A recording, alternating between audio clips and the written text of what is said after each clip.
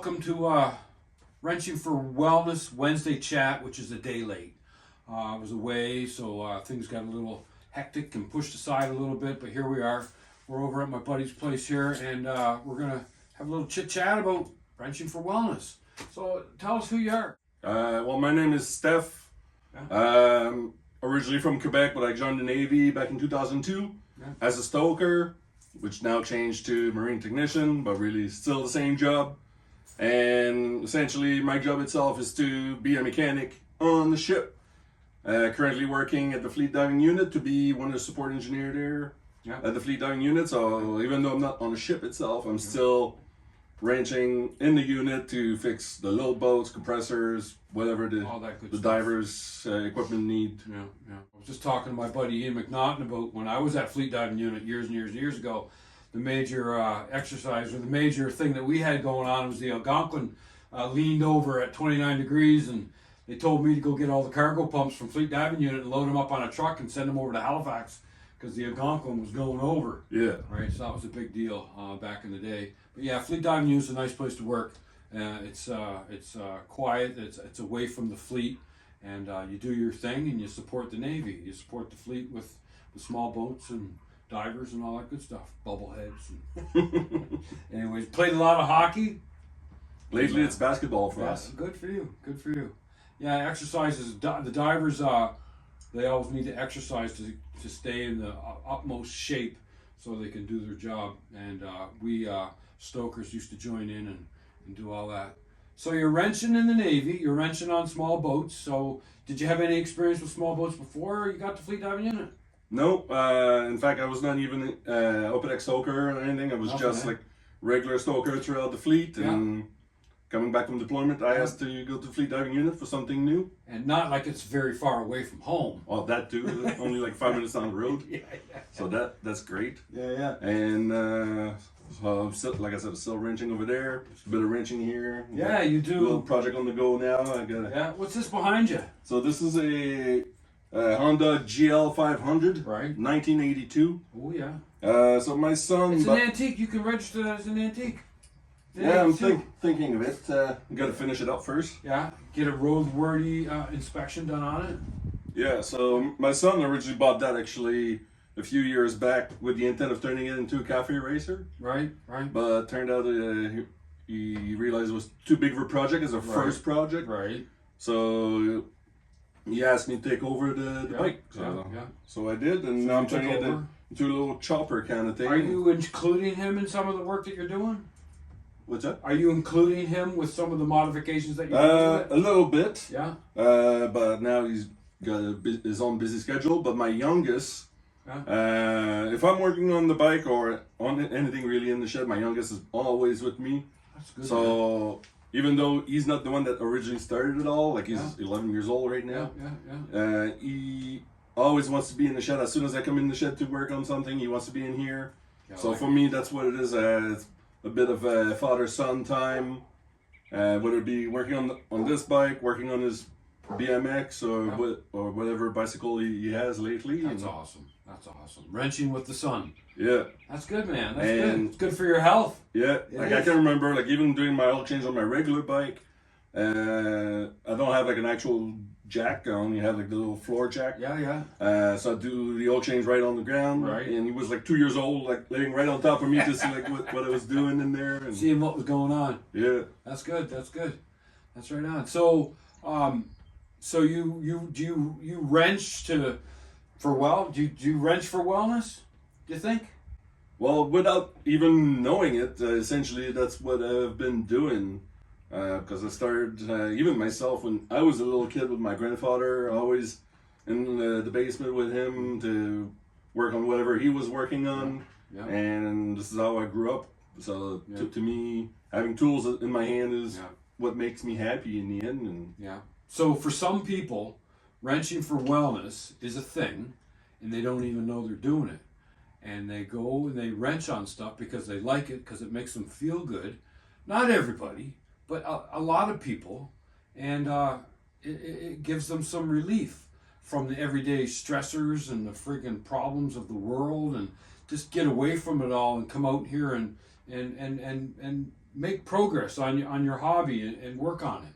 I think it's true, and it's a term that we came up with, and I think it's an ideal term, and we just got to get government to get on board and realize that it's an actual thing, that some people need to wrench for their better health.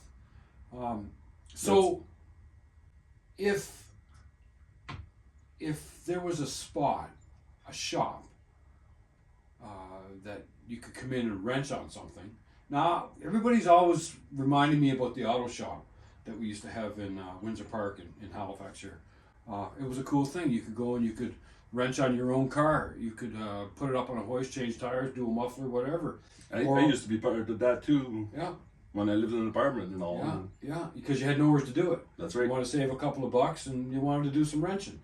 So I'm not saying that we're going to have a spot that you're going to be able to wrench your own stuff, but you're going to be able to wrench on something, and there's going to be tools available, and coffee, and internet, and YouTube, and there'll be bikes there because that's easy to get, and I have 3 donated so far.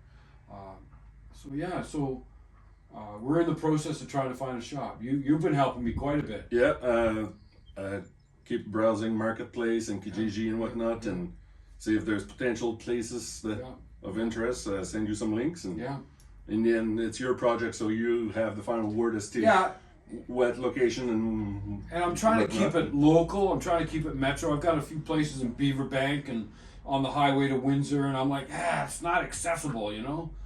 Trying to keep it local, and I'm also looking for free, but I don't think that's going to happen right off.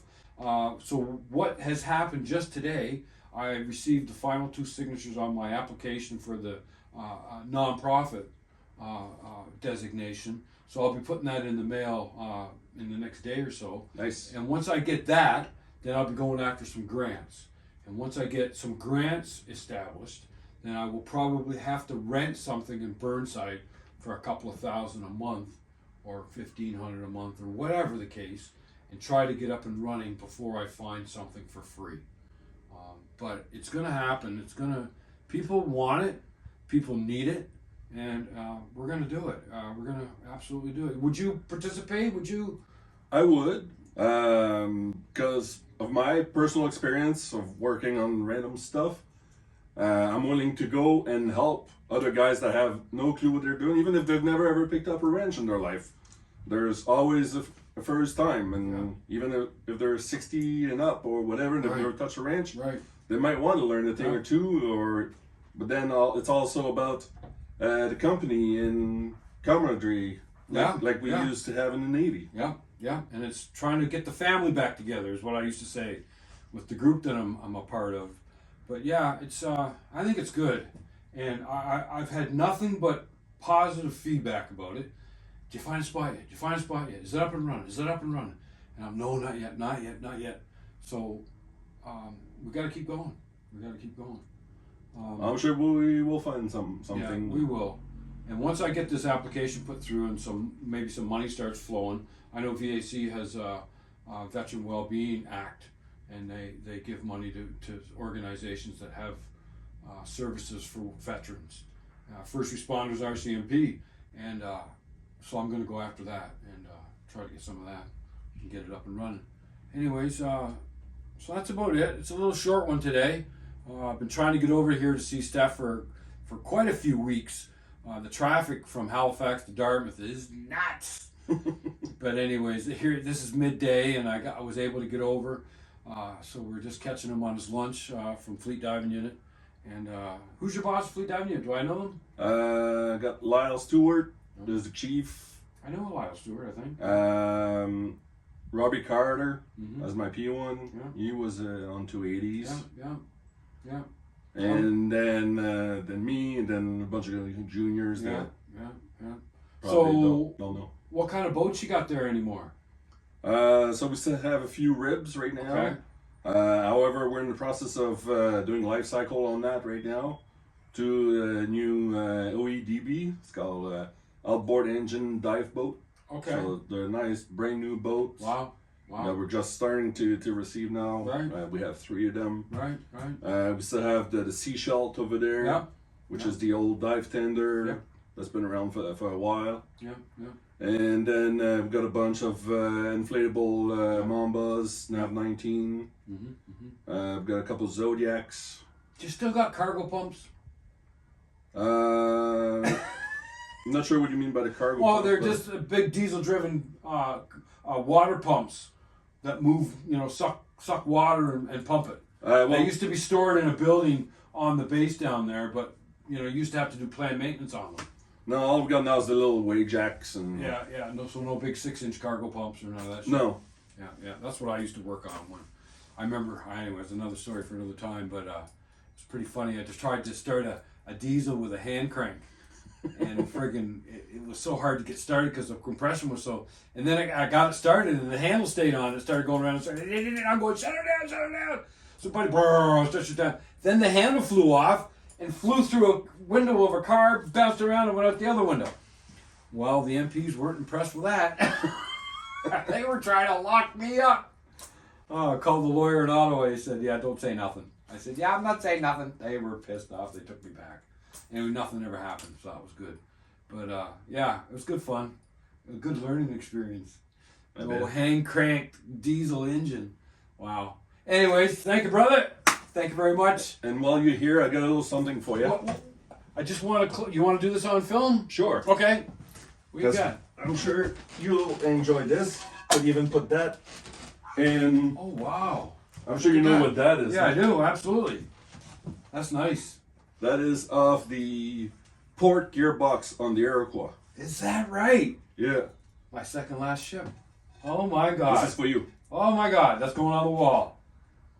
That's the maker of the gearbox. That must be German, is it? I think so. Yeah, yeah, yeah. Very cool. Thank you, thank you.